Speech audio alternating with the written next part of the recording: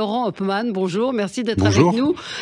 Vous avez publié Les guerres de Lucas. Lucas, c'est évidemment George Lucas. C'est un ouvrage absolument magnifique. Vous en êtes le scénariste et Renaud Roche en est le dessinateur. On va en parler dans un instant. Peut-être que Thomas peut nous dire pourquoi vous avez choisi... Un énorme coup de cœur, ça fait ouais. du bien d'avoir un roman graphique justement positif dans cette fin d'année qui est un peu triste.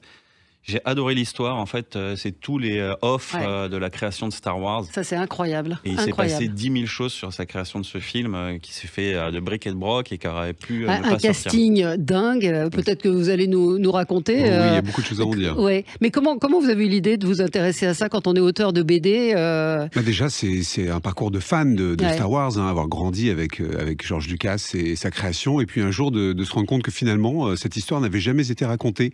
On n'avait jamais raconté le parcours humain. On a beaucoup parlé des effets spéciaux, des petites anecdotes du making-of, mais finalement, le parcours de George Lucas pour créer ce mastodonte de la pop culture n'a jamais été évoqué. Et donc, c'était une histoire passionnante à raconter.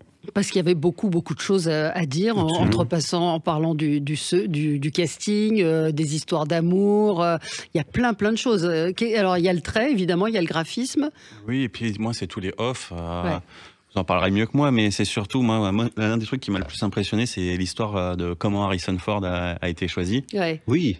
Harrison Ford, oui, qui avait arrêté en fait le cinéma parce qu'il avait de grandes difficultés pour trouver des rôles, et il s'était remis à la menuiserie qui était son premier job, et il galérait, et sur un concours de circonstances assez improbable, il s'est retrouvé en lice pour le casting du fameux Han Solo. Ouais, Gérard, vous l'avez. Mais moi j'ai aimé. Alors. Star Wars, c'est bon, je suis pas non plus, c'est pas Marcel Proust pour moi. Hein, donc chacun son Star Wars. Hein.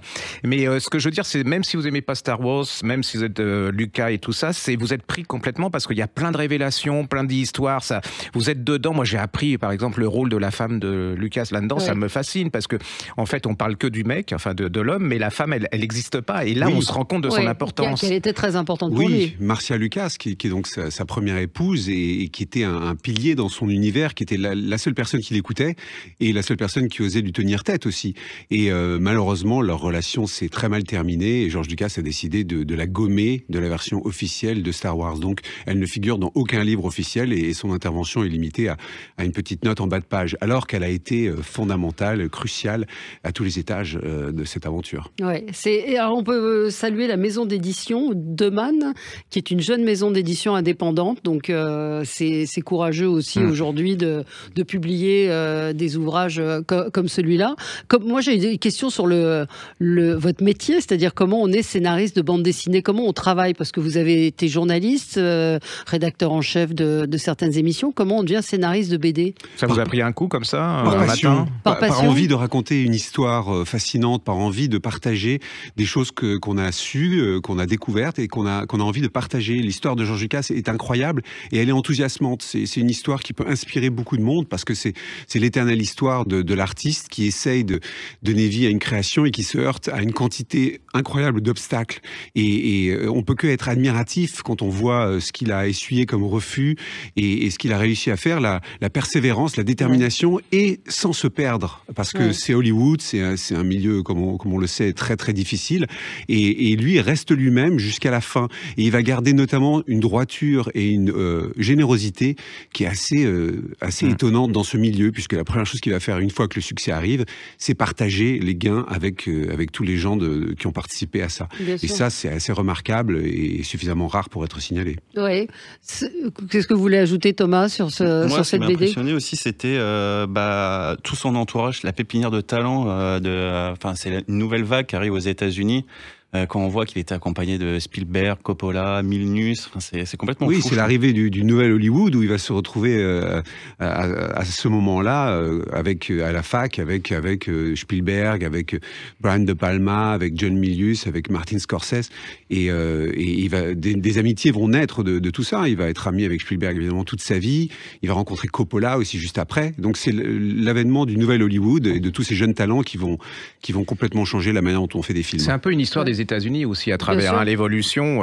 C'est pour ça, même si vous n'êtes pas fanat de BD, moi je suis pas un spécialiste de BD, mais vous êtes pris dedans. Il y a vraiment, c'est ce que je dis. Hein, c'est pas de la BD pour le prix de Flore, quoi. Je veux dire, c'est vraiment ça passionne tout le monde. Mais si vous aimez le cinéma, les gens vont être passionnés par votre bouquin. S'ils aiment la BD, automatiquement, parce que les illustrations sont pas trop graphiques, mais c'est parce que le graphique ça peut être chiant. Hein. C'est très cinématographique, j'ai envie de dire. C'est-à-dire que c'est vraiment des cases. Moi qui suis un peu hermétique, pour moi c'est Astérix et Gaston Lagaffe, on pourra en dire un mot. Donc c'est vrai que la nouvelle BD, c'est moins mon truc, les choses noires. Mais là, je retrouve une BD assez classique malgré tout. Je sais pas si je dis une hérésie en disant ça sur le dessin et sur le graphisme. Couleurs, elles sont très belles. Les couleurs sont très belles, le noir et blanc pour ceux qui nous regardent. Le dessinateur Renaud Roche a fait un travail admirable parce qu'il est très très fort sur la fluidité et l'expressivité. Donc ça va très vite, c'est très rythmé et on reconnaît les personnages et on arrive à voir à travers leurs gestuels et leurs expressions vraiment ce qu'ils ressentent. Donc il a un grand talent pour ça. Oui, moi j'étais passionnée par le casting. Bonjour, je suis Jodie Foster. Bonjour, c'est John Travolta. Hi, là c'est Nick Nolte, Tommy Lee Jones. Incroyable quand même, tous ces gens qui à l'époque n'étaient pas connus du tout. Hein. Et qui ont tous effectivement postulé pour les rôles dans Star Wars. Et Lucas n'était pas convaincu que Harrison Ford ferait l'affaire, mais il y voyait plutôt Christopher Walken, donc dans un autre registre. Et c'est sa femme qui l'a remis sur les rails en disant que Christopher Walken est très bon, mais il n'a pas le sex appeal d'un Harrison Ford. Oui, c'est vraiment la création aussi. Hein. C'est la torture d'un créateur. Il y a toutes les histoires de droit aussi du film. C'est un long parcours du combattant, effectivement, mais il a tenu bon et il a donné naissance à ce film qui a tout changé et qui a ouvert la porte au blockbuster pour le meilleur et pour parfois le pire. Ouais, c'est votre gros coup de cœur de...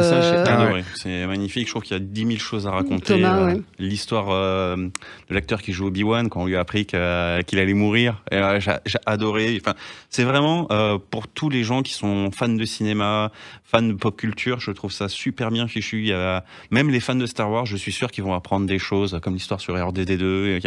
Enfin, je veux pas tout spoiler, mais c'est vraiment... Mais c'est un roman d'aventure en plus. Une fois, c'est vraiment une roman d'aventure humaine. Une fois que vous êtes dedans, vous lâchez pas parce que vous... On connaît la fin, on sait que ça se termine bien, mais je pense que souvent on se demande si finalement il va y arriver. Parce que vous apprenez plein de choses. Enfin, vraiment, parce qu'il y a le nombre de BD, on apprend. Il y a le plaisir, point final. Là, on apprend vraiment beaucoup de choses. C'est pour ça que je dis, même les gens qui sont pas spécialistes de BD, ils vont lire ça et ils vont apprendre, mais c'est des choses incroyables, quoi. C'est vraiment, moi, c'est vraiment une des BD phares de cette année. Hein. Comme donc Renaud Roche qui a fait les dessins, Laurent Hopman le scénario, c'est aux éditions de Man.